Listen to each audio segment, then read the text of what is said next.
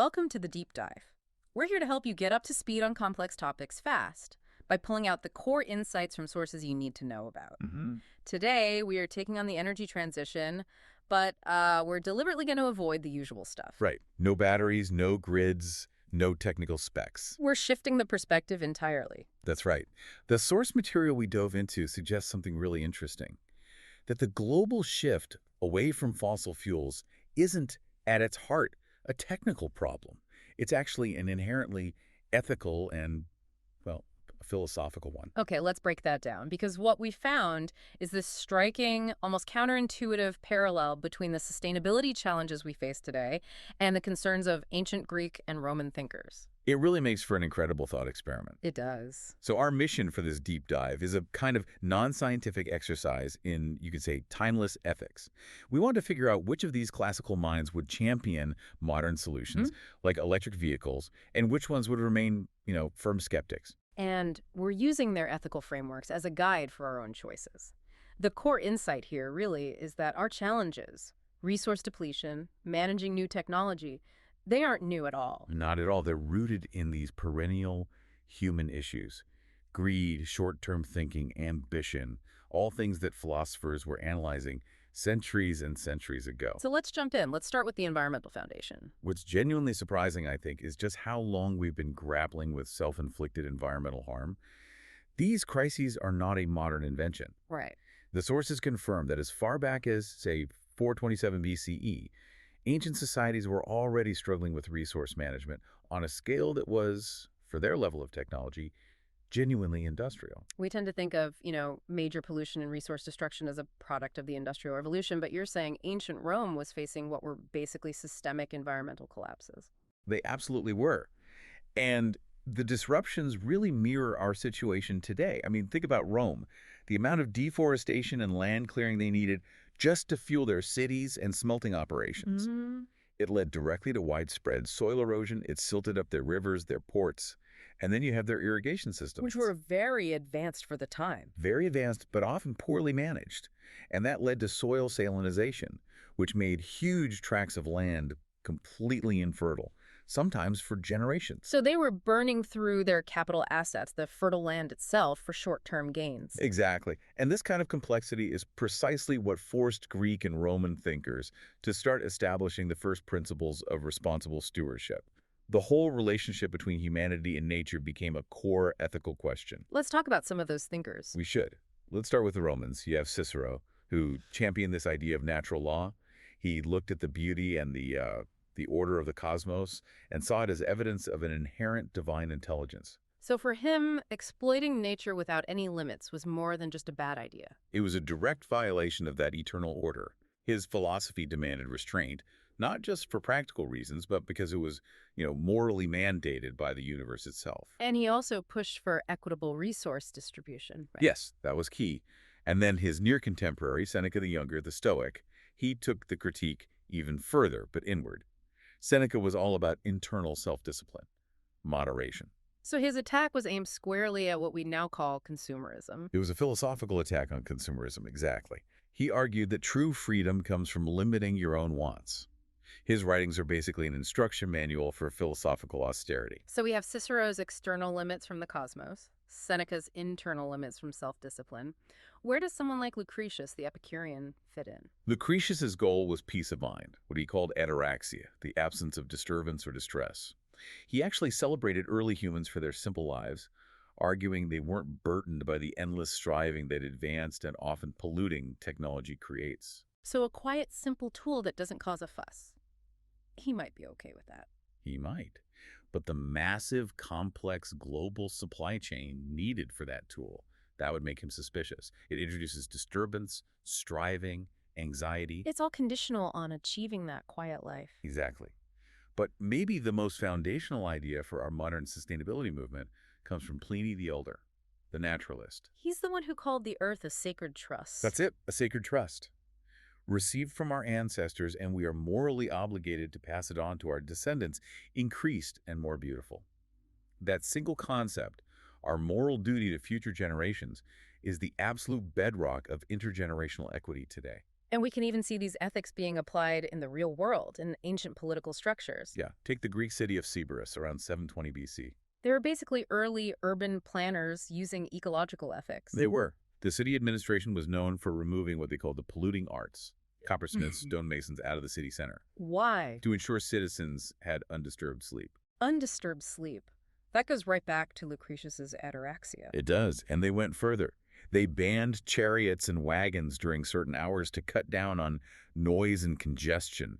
This wasn't just city planning, it was a policy choice, prioritizing well-being and a quiet environment over, well, industrial convenience. So they were regulating noise pollution 2,700 years ago. It's remarkable. Moderation, duty to the future, these were established principles. But that leads to a really critical question.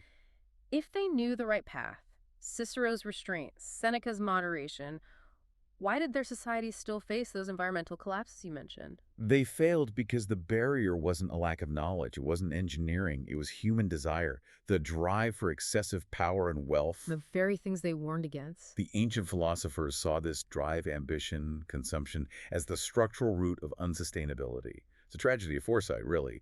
They predicted their own decline because they couldn't live up to their own ethical codes. And Lucretius really captured that, didn't he? He did. He reflected on that obsession with power and fame, and he saw the instability baked into it.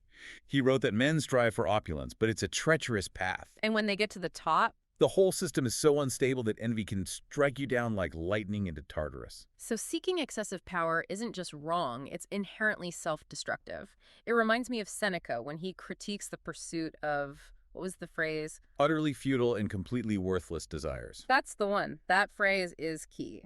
And the sources connect that critique of Roman consumption directly to the resistance we see in our modern energy supply chain. Yes. If Seneca were here today, he wouldn't just critique someone buying a gas-guzzling car. He would critique the entire system that's designed around maximizing and relying on those worthless desires. So the real obstacle to a fast transition isn't technology. No. We have solar, we have efficient EVs. The obstacle is the inertia created by systemic greed. We're seeing an ancient philosophical failure play out in modern economic structures. Pointing directly at the influence of legacy industries. Exactly. The oil and gas industries. They have enormous political and financial leverage to maintain the status quo. So the challenge today is overcoming this vast, complex web of vested interests. You've got shareholders demanding short-term quarterly growth. Lobbyists influencing policy, officials tied to old economic models. That whole system demanding growth no matter the planetary cost is Lucretius's treacherous path. It's an unstable structure built on short-term gain. The systemic pursuit of the worthless desire. So the environmental predicament we're in now, climate change, pollution, it's rooted in the exact same issues. Short-term thinking, materialism. The technology has changed, but the philosophical problem hasn't. The carbon atom has just replaced the felled cedar tree. That's a perfect way to put it. Okay. That is a stark realization. So since we've established the ethical foundation, let's turn to our thought experiment.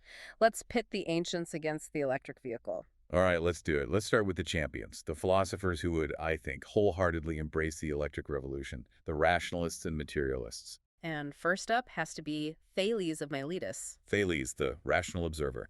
He was the first Western philosopher to seek scientific explanations for the world, rejecting myths. For him, the decision on EVs is purely data-driven. Efficiency, pollution reduction, scientific consensus. He'd be firmly on board. And there's a wonderful irony here. Right, he's credited with discovering static electricity around 600 BCE by rubbing amber. Which the Greeks called electron. The EV literally incarnates the evolution of his first natural intuition into silent propulsion. He would love that. And what about his idea of the archè, the principal substance? For him, it was water. He'd probably favor a high-efficiency EV and connect the dense chemical energy in the battery pack, the new water of energy, to his concept of a fundamental organizing substance. A seamless evolution. Okay, who else is in the pro-EV camp? Heraclitus, the philosopher of flux. He believed perpetual change and conflict polomos were necessary for harmony. Stability is just an illusion. So the energy transition is the ultimate creative war. It is. It's the war between obsolete structures and necessary innovation. He wouldn't just approve of EVs.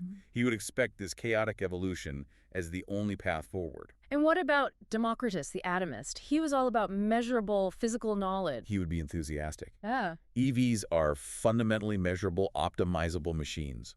But, and this is important, his focus on measurement would compel him to demand a full life cycle analysis, an LCA, He want to know everything. down to the last atom, the impact of sourcing lithium, manufacturing the car, disposing of the battery.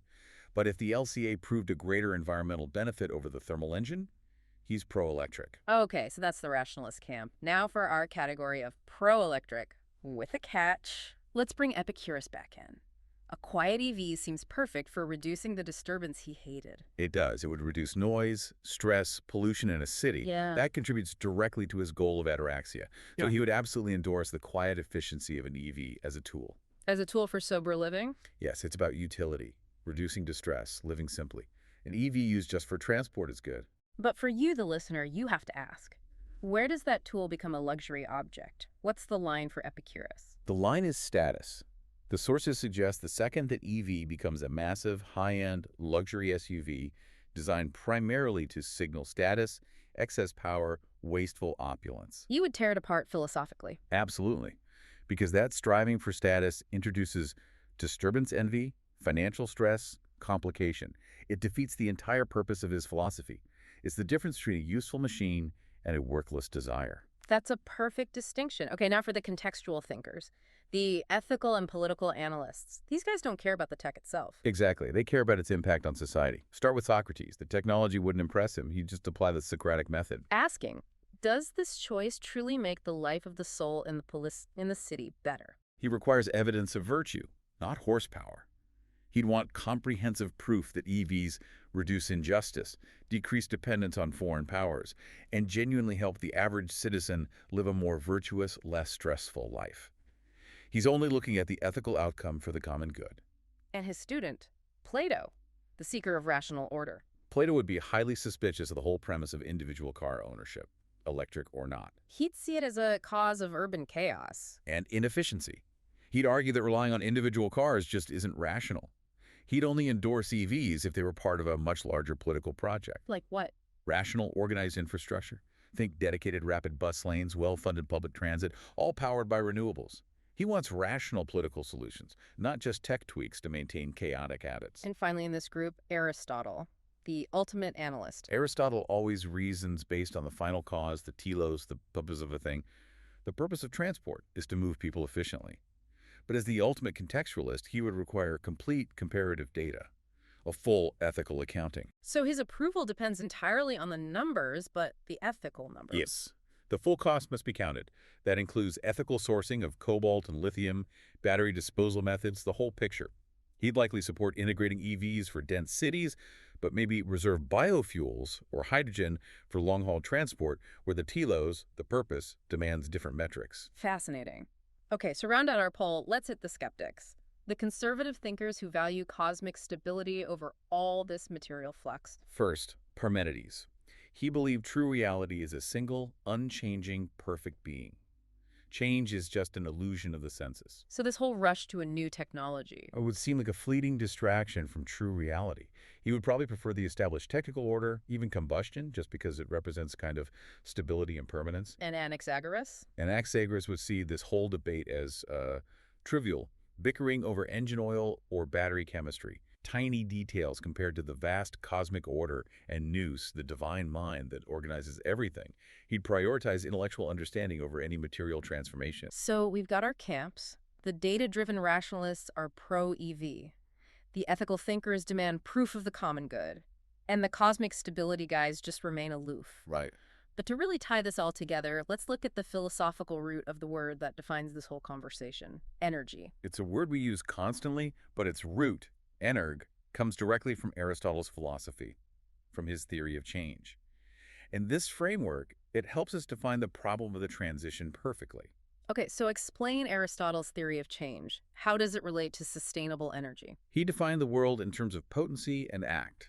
Potency is the capacity to perform something. Think of a lithium deposit deep in the earth, or sunlight hitting a field. They have the potency, the raw capacity to become a power source. Okay, they have the potential. And the act. The act, or energia, which literally means being at work, is the action that realizes that capacity. Mm. It's extracting the lithium and turning it into a working battery. It's building the silicon panel that turns sunlight into grid power. And this reveals the core insight that the sources landed on. The central problem of the energy transition isn't technical. The raw potency for solar, for wind, for hydro, it's all around us. The capacity has always been there. Correct. The challenge is ethical and political. It's overcoming the inertia, the systemic greed, and the short-term focus that prevents us from realizing that potency through the necessary act of restructuring our world. And the philosopher's job is to articulate the ethical framework. To give us the moral mandate to act. Pliny's idea of the earth as a sacred trust. The collective wisdom of Lucretius, Seneca, and Cicero gives us the ethical ammunition to critique the power structure that maintains the fossil fuel status quo. They urge moderation, stewardship, and a laser focus on the common good. By showing us the structural issues that defeated their societies, they equip us to recognize and maybe resist those same failures today. That's the hope. So we've explored which philosophers would go electric and which would stay thermal. And now here is your final, provocative thought for today. Something for you to mull over. Consider your own daily decisions about what you consume, how you use resources, and how you engage with local planning. Which ancient philosopher aligns best with your daily energia? Are you Thales, the beta analyst? Aristotle, the cautious contextualist? Or maybe Seneca, the champion of moderation? Thank you for joining this deep dive into philosophy and power systems.